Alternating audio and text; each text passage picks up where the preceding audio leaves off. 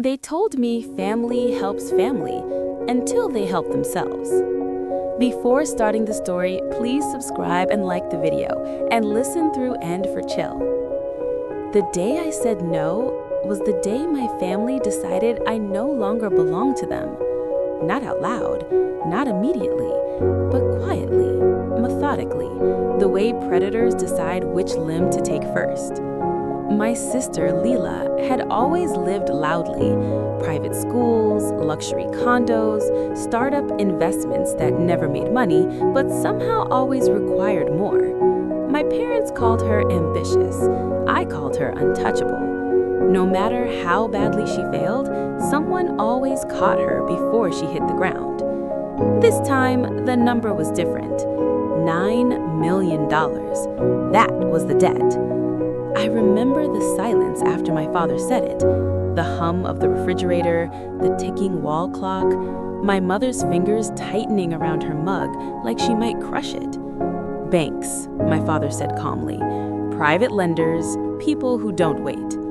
Then he looked at me, not at Leela, at me. You're liquid, he said. You've always been responsible. I didn't answer right away. I felt something old and familiar rising in my chest, the role I'd played my entire life, the stabilizer, the fixer, the spare child designed to absorb impact. But $9 million wasn't impact, it was annihilation. I won't do it, I said.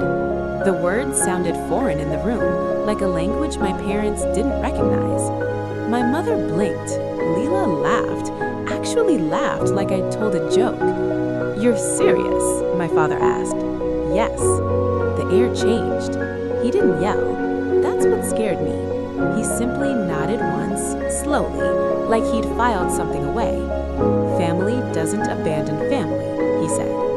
I left shortly after. No screaming, no slammed doors, just a tight hug from my mother that felt more like a measurement than affection. 3 days later, I tried to pay my mortgage. Insufficient funds. I refreshed the app, logged out, logged back in, balance $0.00. Every account, savings, checking, emergency fund, gone.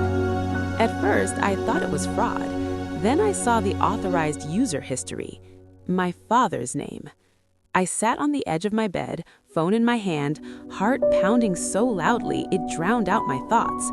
I called him, straight to voicemail. I called my mother. Oh, she said gently, like she was explaining the weather. Your father thought it would be easier this way. Easier? My voice cracked. He stole from me. She sighed. He transferred family funds where they were needed. I laughed then, a sharp, broken sound that didn't feel like it belonged to me. That was my money. You're being dramatic, she replied. You'll rebuild, you always do. That was the moment I understood something devastating. They had never seen my success as mine. It was a reserve, a contingency plan, an organ they could harvest if one of theirs failed.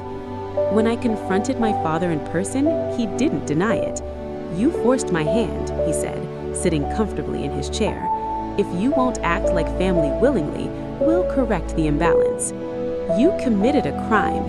He smiled, small, controlled. Take me to court, he said. Explain to a judge why you let your sister drown while you sat on millions. I realized then that this wasn't about money. It was about control. They had raised me to believe obedience was love, that sacrifice was proof of worth, that boundaries were betrayal. And when I refused to play my role, they didn't panic, they punished me. I didn't scream, I didn't cry in front of them, I simply left. What they didn't know, what they'd never bothered to ask, was that I'd learned from watching them. I documented everything. The account access, the transfers, the emails, the recorded voicemail where my father casually admitted, I moved it where it belonged. 6 months later, the court ruled in my favor. The money came back, with interest. My parents didn't speak to me after that, neither did Leela. Last I heard, her debt wasn't gone, it had just moved on to someone else. Sometimes people ask if I regret it, if I miss them. Here's the truth.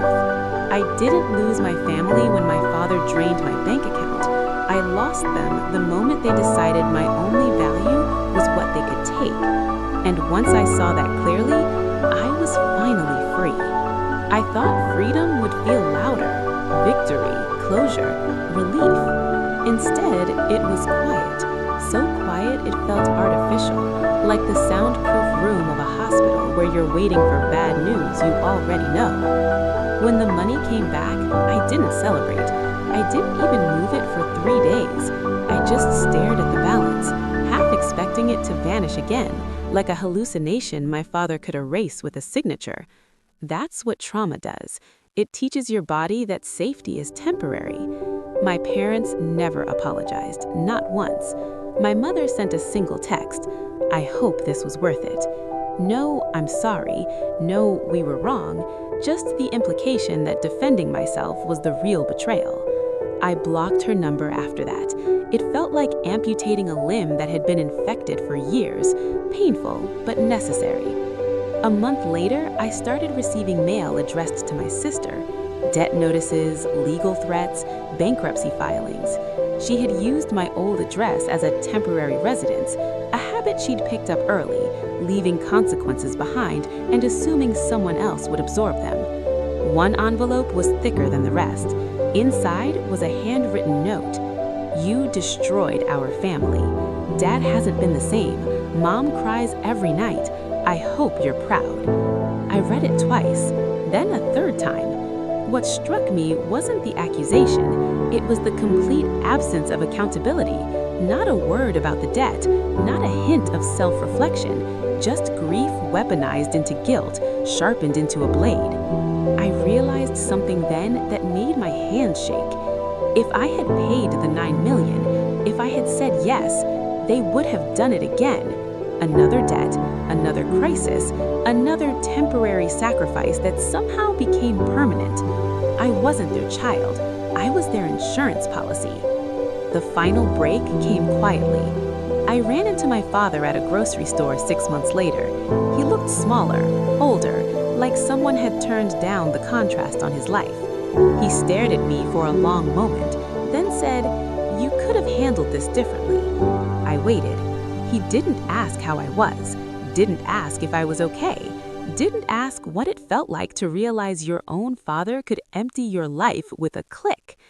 I said finally, "You taught me something." He raised an eyebrow. That love that requires obedience isn't love, it's ownership. His jaw tightened. "Do you think you're better than us now?" "No," I said. "I think I'm done." That was the last conversation we ever had. Years have passed since then. I'm successful, more than I was before, not because of money, but because every decision I make now is mine. No invisible hands hovering, no silent expectations, no fear that saying no will cost me everything. Sometimes late at night, I think about the version of me that almost agreed, the one that sat at that kitchen table, conditioned by decades of subtle pressure, ready to sign away their future for the illusion of peace. That version of me didn't fail. They survived. And the strangest part, my father didn't drain my bank account to punish me. He did it because deep down, he knew something terrifying was happening. For the first time in my life, I was no longer afraid of losing them, and that meant they had already lost me. I didn't block my father's number. I wanted to know if he would call. He never did. Weeks passed, then months. Silence stretched so long it stopped feeling like absence and started feeling intentional, like punishment by erasure. As if I'd been removed from the family ledger entirely, written off as a bad investment. That's when the dreams started. Not dramatic ones, no shouting, no confrontations, just repetition. I'd open my banking app, the balance would flicker, then drain digit by digit while my father stood behind me, saying nothing, only watching. I'd wake up with my jaw clenched so hard it ached. Trauma doesn't scream, it rehearses. One night, curiosity did what anger no longer could. I pulled the public court records related to my sister's debt, the filings she tried to hide, the settlements my parents quietly guaranteed. That's when I saw it. A transfer dated 2 weeks before they told me about the $9 million. My account hadn't been drained impulsively, it had been tested. A small withdrawal, barely noticeable, a probe. My father hadn't snapped, he'd planned. They'd already decided I would pay, whether I agreed or not. The family meeting hadn't been a discussion, it was theater. Consent was never required, only compliance. I sat in the dark, laptop glowing, feeling something hollow out inside me. They didn't steal because I refused. I refused because they were already stealing. The realization was worse than betrayal. It rewrote my entire childhood. Every compliment, every "we're so proud of you," every reminder that I was the reliable one. It hadn't been love, it was asset management. Asset management. I understood then why my father never apologized. You don't apologize to property. The last message I ever received from him came a year later. No greeting, no name. You've made yourself very alone. I stared at it for a long time. Then I noticed what he didn't say. He didn't say he missed me. Didn't say he was worried. Didn't say he wanted to fix anything. Just loneliness framed as a threat. That was his final attempt at control. And it failed, because I wasn't alone. I was unowned. Years later, I heard through a mutual acquaintance that my parents had refinanced their home, then downsized, then sold it entirely. My sister moved overseas, my parents followed. Running doesn't fix debt, it just changes who's chasing you. Sometimes I wonder if my father ever thinks about that moment, the instant he crossed the line he couldn't uncross. If he remembers my face the last time we spoke, calm instead of afraid. Because fear had always been the glue, and once it was gone, there was nothing left to hold us together. I keep my finances locked now. Multiple verifications, no shared access, no emergency keys labeled family. But the real security isn't digital. It's knowing this. Some people don't raise children, they raise resources. And the most dangerous moment in a family like that is when the resource learns it can say no. After everything, I changed my name. Not legally at first, just socially. A shortened version. Something that didn't echo in my father's mouth. Something that couldn't be used to summon me. Names are handles. I removed mine. I stopped telling people where I came from, not out of shame, but because origins imply ownership. Questions invite explanations. Explanations reopen doors. I learned how much of my life had been designed to be reachable. Emergency contacts, shared advisors, just-in-case access. I dismantled all of it. One afternoon, while closing an old account, a banker looked at the notes and said, almost casually, "Your father was very thorough."